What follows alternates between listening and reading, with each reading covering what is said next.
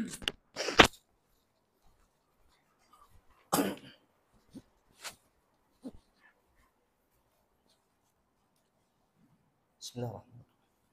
Assalamualaikum warahmatullahi wabarakatuh.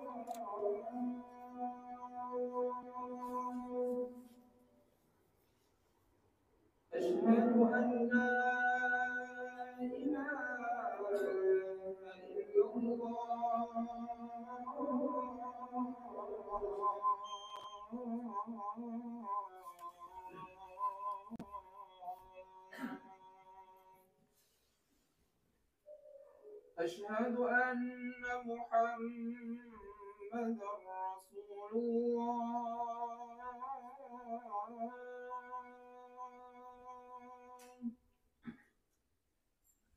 أشهد أن محمدا رسول الله.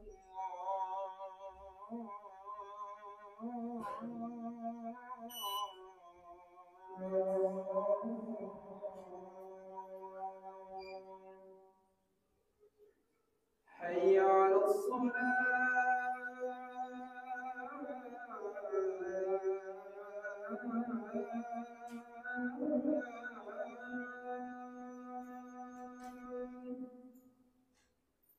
حي على الصلاة.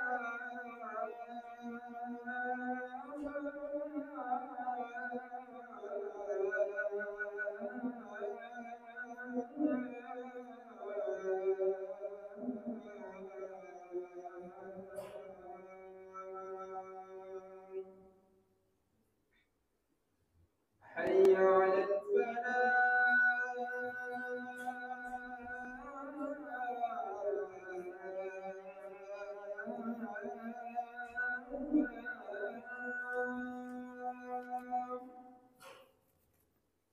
حي على الفلاح.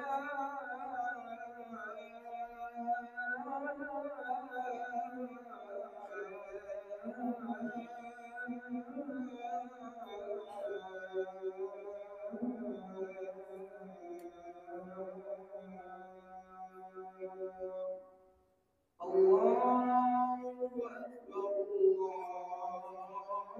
الله أكبر. لا إله إلا الله.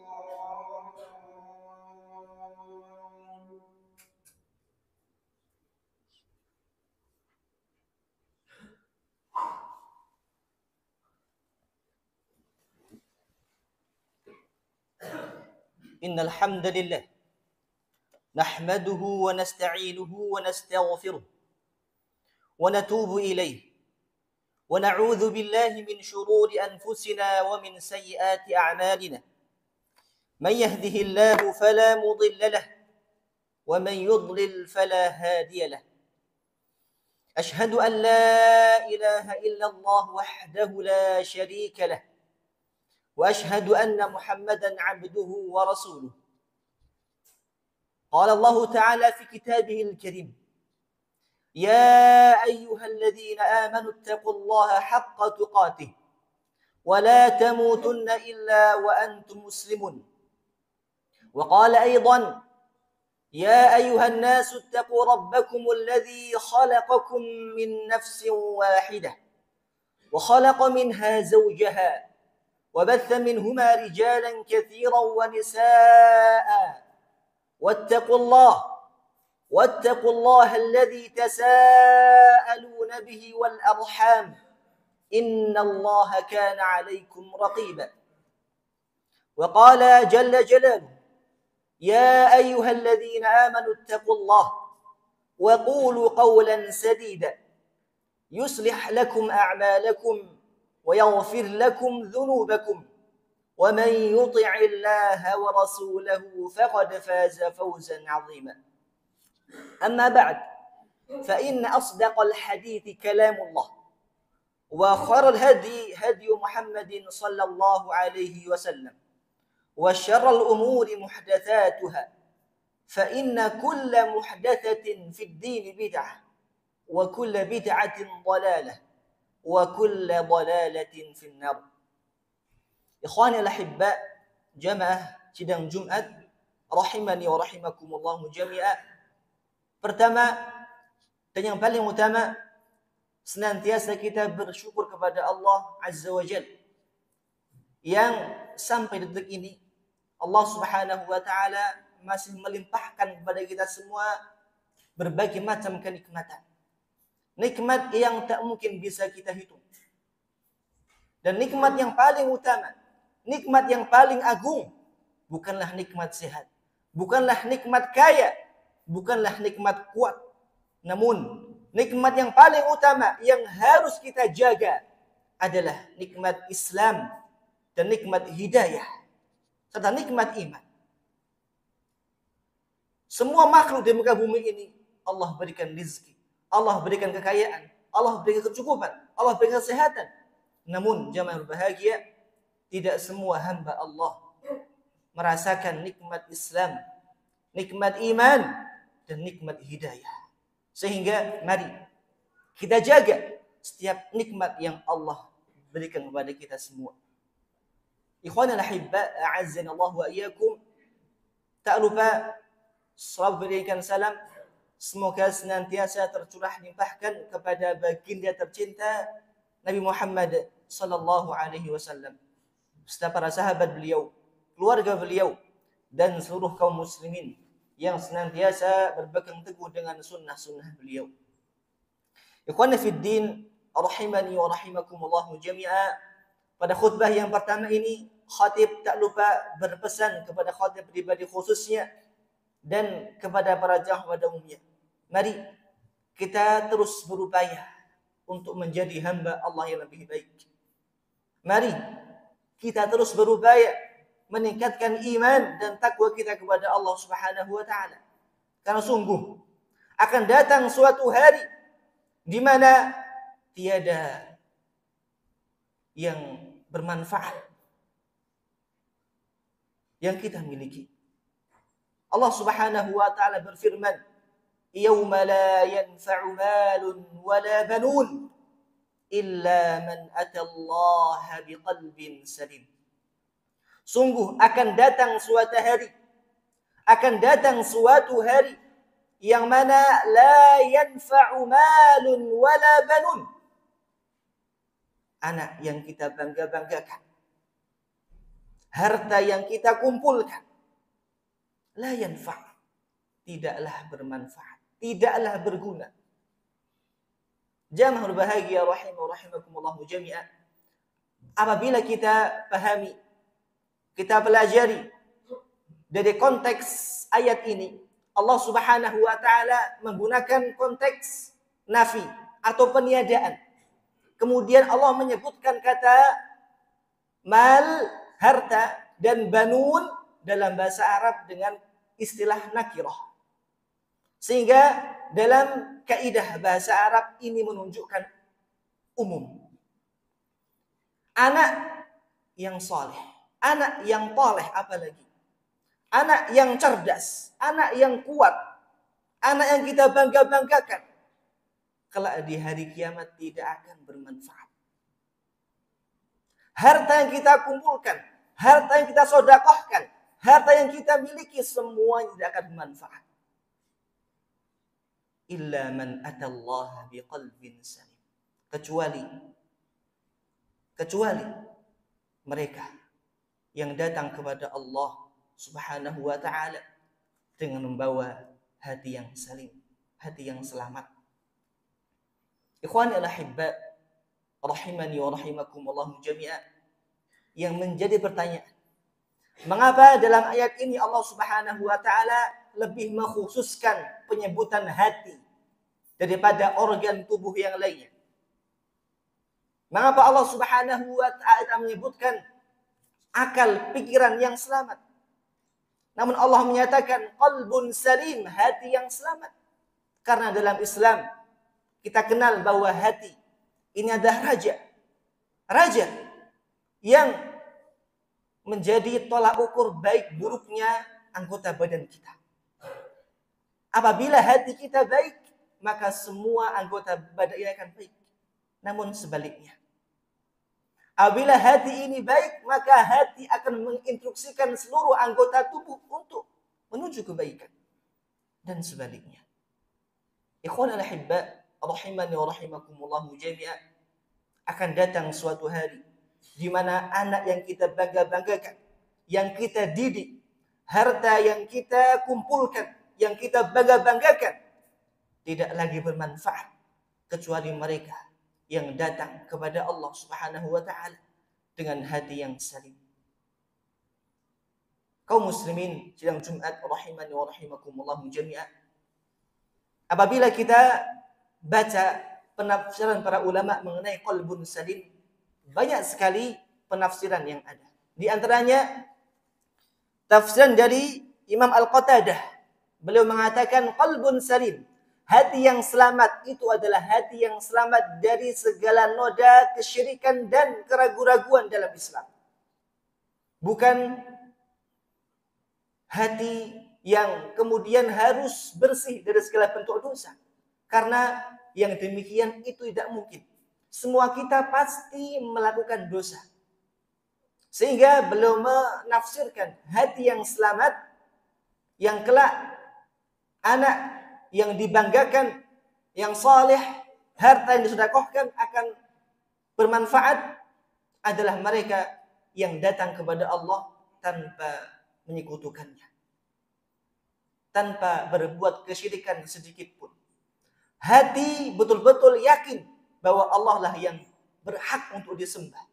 Sehingga hati ini menginstruksikan seluruh anggota tubuh untuk menyembah dan mengagungkan kepada Allah semata. Ikhwani al-ahibba, rahimani wa rahimakumullah jami'ah. Di sini begitu pentingnya tauhid dalam keseharian kita. Perlu kita pelajari, perlu kita pahami, karena jamaah berbahagia mempelajari suatu ilmu, termasuk halnya syirik dan yang semisalnya, bukan kemudian tujuannya adalah untuk kita mengkafir-kafirkan orang, tidak. Namun kita berusaha untuk menjauhi segala bentuk kesyirikan itu, dan kita berharap mendapatkan atau menjadi golongan orang-orang yang selamat kelak di yaumil qiyamah. Ikhwanul ahibba, rahimani wa rahimakumullah jami'ah.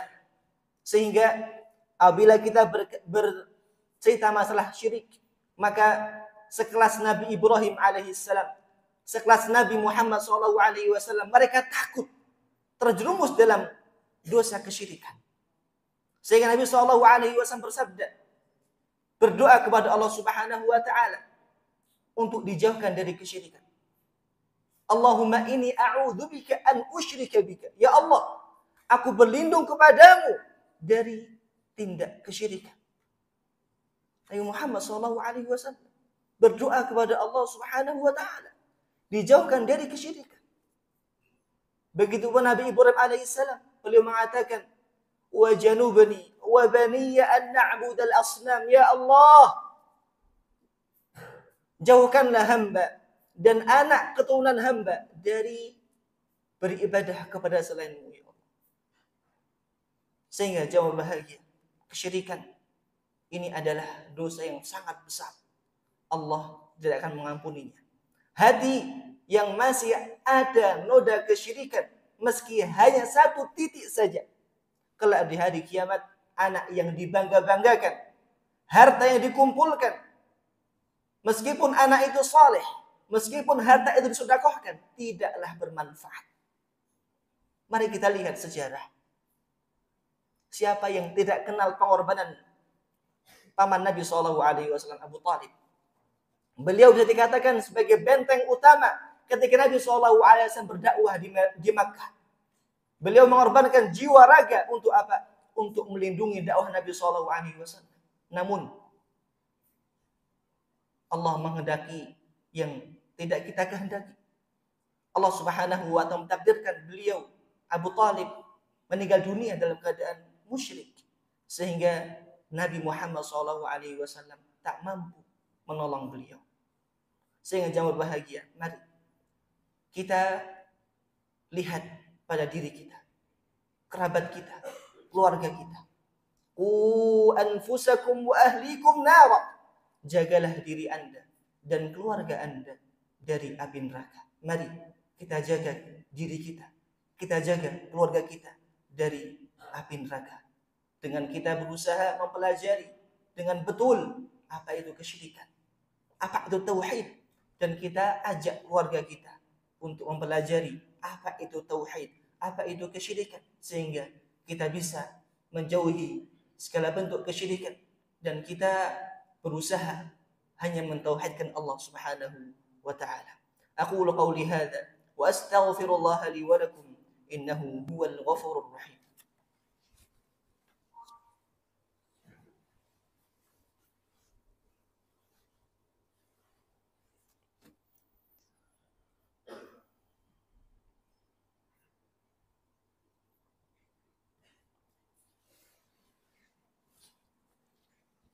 Alhamdulillah, wassalatu wassalamu ala rasulillah wa ala alihi wa ashabihi wa man walah, wa la hawla wa la quwwata illa billah. Ikhwani al-ahibba, jamaah kaum muslimin rahimani wa rahimakumullah jami'an. Sungguh kita tidak akan selamat dari bentuk kesyirikan apabila kita tidak berusaha mencari apa itu kesyirikan. Kita tidak berdoa kepada Allah untuk dihindarkan dari kesyirikan. Sehingga sahabat yang mulia Hudzaifah bin Yaman, beliau pernah menyatakan, "Araftu syarra la li syarr."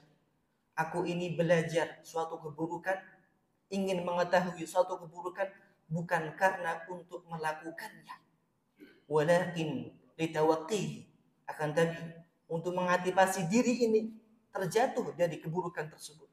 Apabila kita tidak memiliki keinginan mempelajari agama ini, mempelajari apa itu tauhid, apa itu kesyirikan, berhati-hati, jangan-jangan kita pernah melakukan tindak kesyirikan, dan itu menjadi sebab penyesalan kita kelak di hari kiamat, di mana Allah Subhanahu wa taala menceritakan kondisi orang-orang di neraka. Mereka berteriak, wa hum yastarikhuna fiha rabbana akhrijna. Ya Allah, ya Allah, akhrijna, keluarkanlah kami dari api neraka ini. Na'mal salih. Kami ingin beramal saleh. Kami ingin tahu apa itu kesyirikan, apa itu tauhid. Kami ingin beramal saleh. Jamaah berbahagia. Bayangkan apabila kita termasuk barisan orang-orang yang berteriak mengemis kepada Allah untuk dikembalikan ke dunia. Apakah kita siap? Apakah kita mau? Semua kita tidak menginginkannya. Sehingga jamaah berbahagia, sebelum yugharghir, sebelum Allah mencabut nyawa kita, sebelum Allah Subhanahu wa taala menyudahi kesempatan kita untuk berbekal, mari kita berbekal.